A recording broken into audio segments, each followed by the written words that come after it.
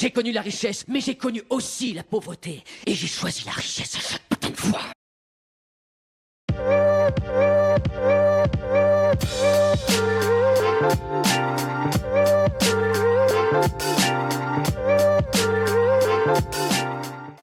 Et bonjour à tous et bienvenue sur la chaîne de l'Hexamone Crypto. Nous sommes le lundi 3 mars 2025, il est actuellement 7h27.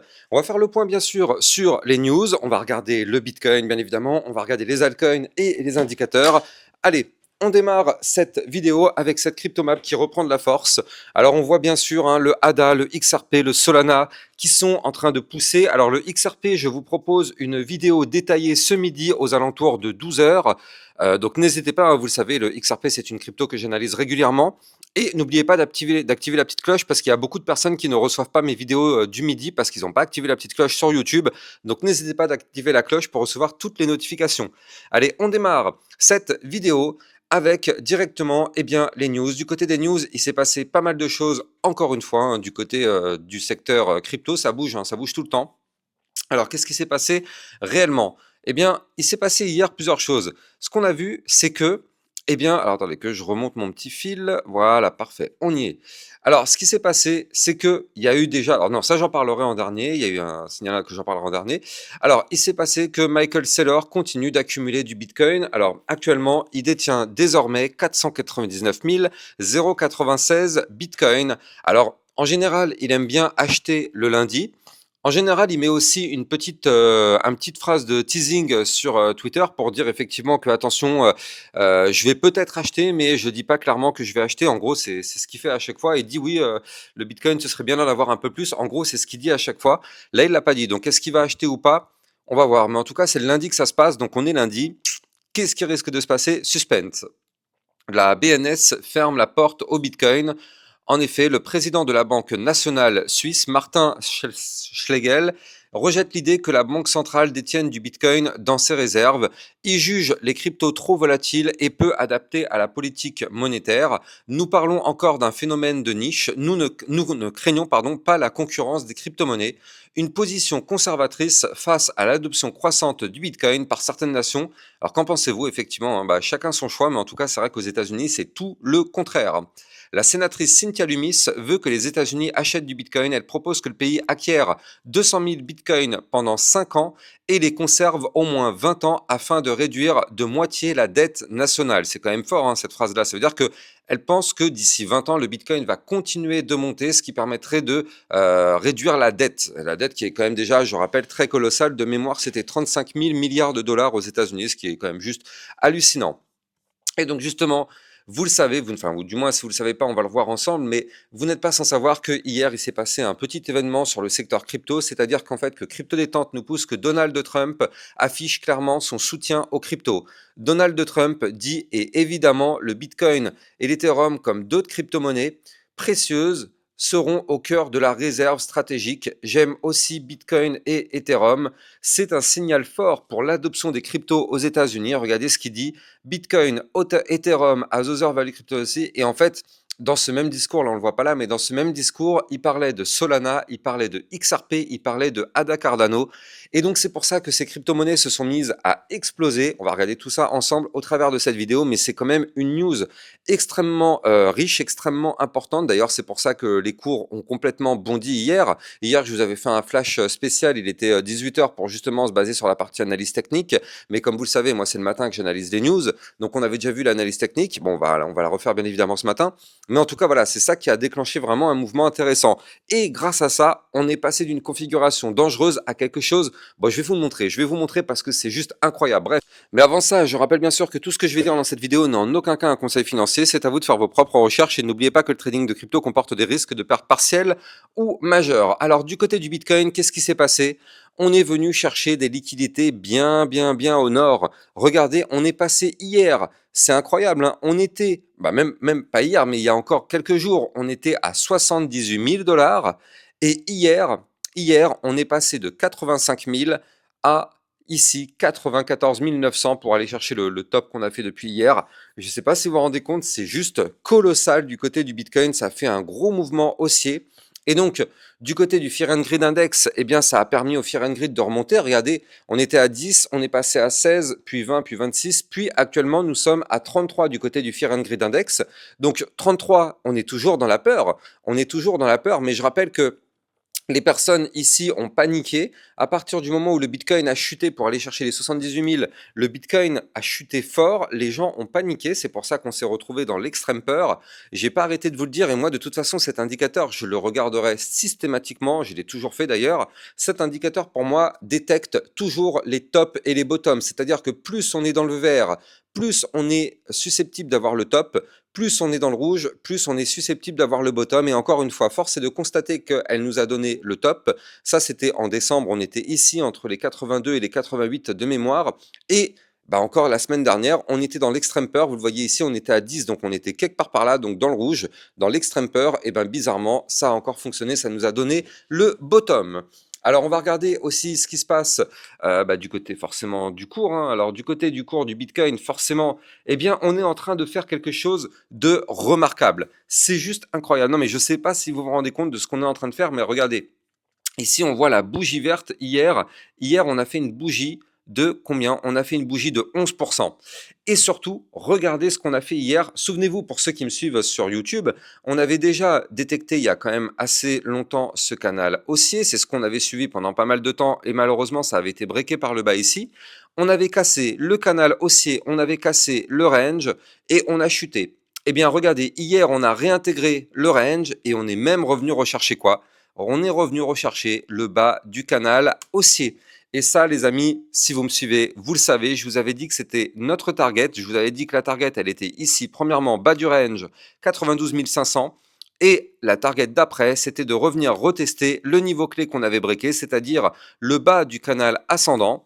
Eh bien, regardez, c'est exactement de façon ultra chirurgicale. Le Bitcoin est venu faire le pullback du niveau clé qu'on avait breaké. On avait cassé le canal, on revient retester le bas du canal. Pour l'instant, malheureusement, on n'arrive pas à le réintégrer. C'est d'ailleurs pour ça qu'on s'est fait rejeter. Ce qui est tout à fait logique, c'est le niveau clé. C'est le niveau clé stratégique qu'on avait breaké. Donc forcément, il fallait pas s'attendre à ce qu'on le pète comme ça. D'autant plus qu'il correspond au haut du ruban de moyenne mobile. Et souvenez-vous, hier, je vous avais expliqué que cette zone qui était ici allait être une zone très dangereuse parce que, et d'une, quand on est entre le bas du range et le bas du canal ascendant, on est forcément déjà dans une zone de résistance à la base. Et en plus de ça, on est dans le ruban de moyenne mobile. Donc c'est une double zone de résistance. Donc là, du côté du Bitcoin, on est dans le dur. On est dans le dur. Il faut impérativement réintégrer le canal ascendant par le bas. Je rappelle que quand on réintègre un canal par le bas, donc c'est-à-dire imaginons qu'on réussit aujourd'hui à récupérer les 95 164, le but, en tout cas théorique, c'est d'aller chercher le haut du canal. Et donc nous, vous l'avez compris, notre haut du canal, ce serait quoi? Eh bien, ce serait un nouvel ATH. Donc c'est pour ça qu'il faut absolument réintégrer ce canal par le bas pour qu'on puisse avoir un espoir d'aller chercher un nouvel ATH dans les prochains jours, prochaines semaines. Donc là, pour l'instant, c'est extrêmement encourageant ce que nous fait le Bitcoin, même si malheureusement, il n'y arrive pas. Et regardez comment c'est chirurgical. C'est une nouvelle fois une masterclass. Le Bitcoin, ici, avait réintégré le range en venant du bas, donc les 92 500 $. Comme je vous l'ai appris, 95% du temps, eh bien, le Bitcoin nous fait des pullbacks, c'est-à-dire des retests des niveaux clés. Donc, on a réintégré le range par le bas. Qu'est-ce qui se passe? On fait rejeter par le bas du canal. Il y a le rejet, on retrace, on va chercher quoi? Eh bien, on fait notre pullback de la réintégration. Ça, c'est vraiment ultra propre ce que nous fait le Bitcoin. D'ailleurs, c'est ce que je vous mettais hier soir sur Twitter parce que franchement, c'est d'une propreté absolue. Regardez, voilà, c'était ici. Je vous avais dit quoi? Je vous avais dit que nous avons sous les yeux un cas d'école parfait. Pour les amateurs de technique, nous avons là une réintégration avec pullback de réintégration chirurgicale. Donc ça, c'était à 4 heures du matin cette nuit, pour vous dire. Donc là, on est vraiment sur ma chaîne YouTube extrêmement précis, vous le savez, je passe des heures et des heures tous les jours à mettre à jour mes graphiques pour vous donner toujours le meilleur des niveaux, le meilleur de l'analyse technique. Et donc du coup, force est de constater que ça fonctionne plutôt bien. Donc là, on a pu vraiment choper cette cassure, ce pullback. Et donc là, du côté du Bitcoin, maintenant, on n'a pas le choix. Il faut impérativement rester et clôturer les journées au-dessus des 92 500 $ pour qu'on puisse sauvegarder ce bas du range. Et maintenant, comme je viens de vous le dire, il va falloir casser ce bas du canal ascendant pour le réintégrer. Comme ça nous permettrait d'avoir de meilleurs jours qui pourraient arriver dans les prochains jours pour aller chercher à minima déjà les résistances, les 98 018. Ça, c'est notre prochaine résistance à aller chercher si on réintègre. Puis après, on aura une autre résistance qui va se trouver ici, donc la résistance des 101 129, pardon, non, c'est 101 508. Et après, si on break ça, ce serait pour aller chercher le haut du range à 102 800 $. Et pourquoi pas après partir à 107 000 et faire, pourquoi pas, un nouvel ATH. Ce serait ce qui pourrait nous arriver si on arrive à réintégrer. Donc c'est pour ça, ça va être crucial de réintégrer ce range en venant du bas.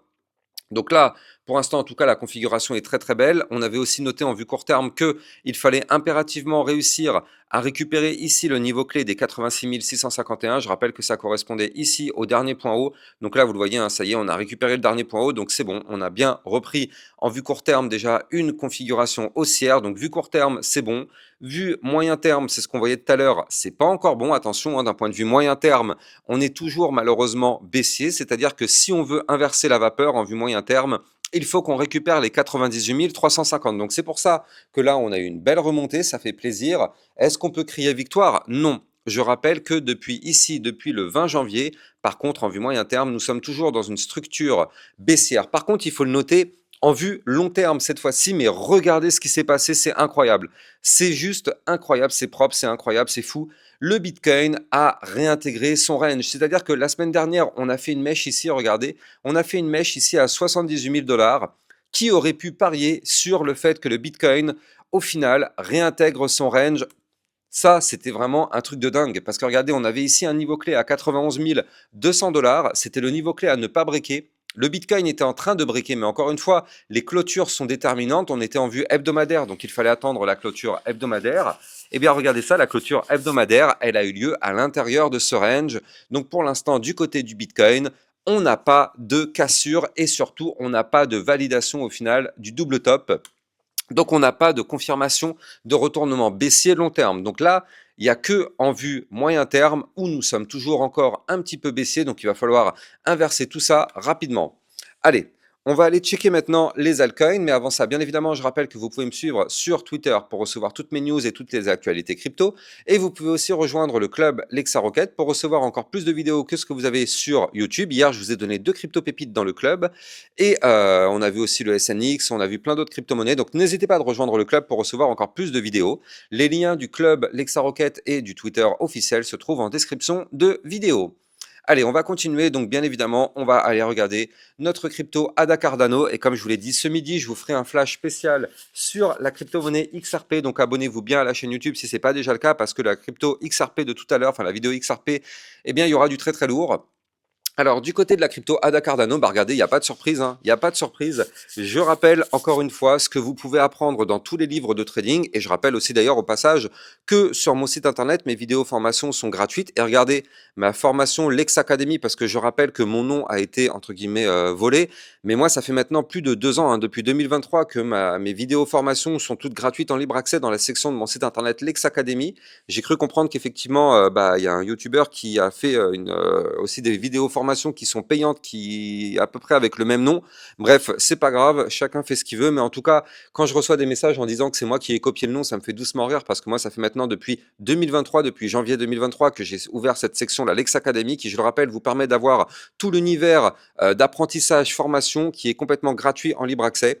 Bref, en tout cas, là-dessus, effectivement, vous pouvez regarder toutes les vidéos formations qui vous permettent de comprendre tout ça. Alors, là-dedans, dans ces vidéos formations, je vous ai appris le fait que quand on réintègre un range par le bas, donc c'est-à-dire ici, vous le voyez, on a réintégré sur le ADA Cardano un range par le bas. L'idée, c'est d'aller chercher théoriquement le haut du range. Eh bien, c'est exactement ce que le ADA Cardano nous a fait. Donc, encore une fois, masterclass validée. Mes vidéos formations qui sont toutes gratuites ici vous apprennent ceci. Donc, encore une fois, n'hésitez pas d'aller voir si vous souhaitez apprendre. Et donc, là, on a eu effectivement la poussée pour aller chercher le haut du range. Tout simplement, on a été chercher ici les 1,1533. C'était la target dont je vous avais donné déjà, dont je vous avais parlé hier dans mes vidéos d'hier. On savait que c'était la target à aller chercher. Donc effectivement, on n'a pas réussi à breaker cette target. Qu'est-ce qui se passe? En cours de route, on a breaké une zone importante. Cette zone, elle est ici, à 1,0032. Elle est là, la zone. Et donc effectivement, qu'est-ce qu'on fait? On est en train tout simplement de faire le pullback, c'est-à-dire qu'on revient retester la zone qu'on avait breakée. Donc là, tant qu'on est au-dessus des 1,0032, eh bien tout va bien. Si on casse ce niveau clé, attention, ce serait de nouveau pour aller chercher le bas du range. Donc attention, bas du range à 0,8434. Donc zone, quoi qu'il arrive, tant qu'on est au-dessus du bas du range, tout va bien. Il faut absolument maintenant ne plus toucher à ce bas de range. Maintenant, ce qu'on veut, nous, c'est une cassure du range par le haut. Regardez, du côté du RSI, c'est marrant, hein, mais à peine on a touché la zone des 70 RSI, parce qu'hier on a quand même été chercher les 73, boum, directement, instantanément, on a eu le rejet. Donc nous, ce qu'on veut, c'est retomber un petit peu du côté du RSI, et derrière, nous, il faut qu'on arrive à casser des résistances, donc les 1,1825, et ce qu'il va falloir breaker, ça va se trouver ici, ça va être la zone des 1,2293 pour aller chercher, pourquoi pas, les 1,40. En tout cas, c'est ce qui pourrait arriver si on arrive à casser ce range par le haut. Et effectivement, ce serait vraiment assez intéressant. On saura bien évidemment tout ça dans les prochains jours. En tout cas, en attendant, je rappelle que vous pouvez trader ces crypto-monnaies en utilisant mon lien de parrainage Binance que vous avez en description de vidéo. Ça vous permet d'obtenir un bonus à vie sur vos frais de trading et ça vous permet de trader sur une plateforme enregistrée PSAN auprès de l'AMF. Donc n'hésitez pas, le lien est en description de vidéo. Donc là, je vous avais dit que le ADA Cardano est pas loin quand même de breaker ici son dernier point haut. Donc c'est vrai que si on arrive à breaker la résistance des 1,1825, ça pourrait être quand même extrêmement intéressant pour la suite. Donc là, c'est vraiment le niveau clé qui nous bloque, hein, même en vue hebdomadaire. Là, je suis en vue hebdo. Mais regardez, en vue hebdo, on a ici l'apparition d'un magnifique bull flag, la poussée haussière, le retracement. En général, ce type de pattern, c'est pour prolonger le mouvement entrant. Notre mouvement entrant est un mouvement haussier. Donc en général, c'est pour prolonger tout ça. Donc on croise les doigts pour que ça se valide. Mais là, attention, hein, du côté du ADA, on est bloqué du côté du RSI par une ligne de tendance baissière, donc c'est pas dit qu'on arrive à franchir les 1,1825 pour le moment, mais en tout cas c'est pas grave, ça reste tout de même des belles configurations. Allez, moi je vous donne rendez-vous ce midi pour la vidéo concernant la crypto-monnaie XRP. N'oubliez pas de liker, commenter, partager au maximum, ça participe au référencement de ma chaîne, et n'oubliez pas de vous abonner pour recevoir tous les jours une, 2 à 3 vidéos concernant le Bitcoin et les altcoins. À plus tard, ciao ciao.